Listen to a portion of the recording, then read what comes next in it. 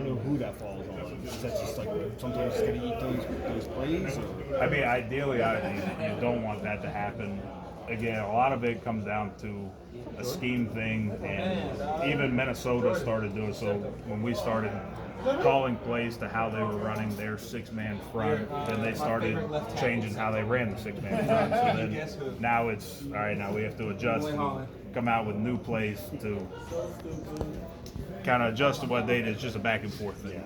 If I can ask a pass pro question, you guys have been keeping more people healthy this year than the last how many years?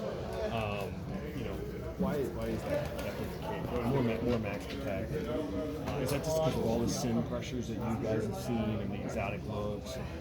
I mean, we've definitely started. I mean, we've gotten a lot of blitz. I know, like Tampa Bay blitzed us a lot. I mean, a lot of teams did pressure us. I think that's just our adjustment right now. I mean, if you're going to bring seven, let's have seven guys to block.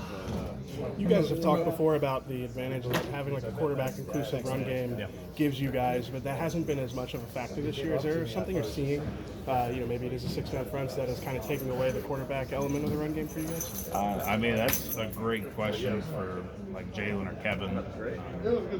I mean, I think obviously having Jalen back there, he can't be a threat in that.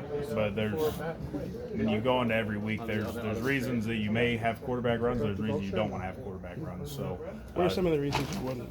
Just out of curiosity. I mean, teams can play defenses a certain way where you have a guy for both. So, I mean, if a guy's gonna like basically track the quarterback wherever he goes, then it's a little difficult to have those quarterback runs. From a personal standpoint, how difficult has this been? Just watching the tape where you hurt your ankle, it looked like that day you were just watching. I think you played 12 plays, but it looked like you were finally in a good place and you were kicking shit out of people, to be honest. And then how difficult has just these first 7 games been? I mean, yeah, it's shitty. You start off the year having surgery, you don't get back to 100%. You try and go play, get messed up again, and then you just kind of get in a cycle of that. But yeah, I mean, it's just football. Were you feeling that in that game where you hurt your ankle? But was that the best day you had felt? I mean, I definitely had started feeling better in that game, and then you end up having that, and you kind of just go back and do it all over again. Where do you feel like you're at right now? Yeah, probably 70%, 75. You don't need to manage it better every week?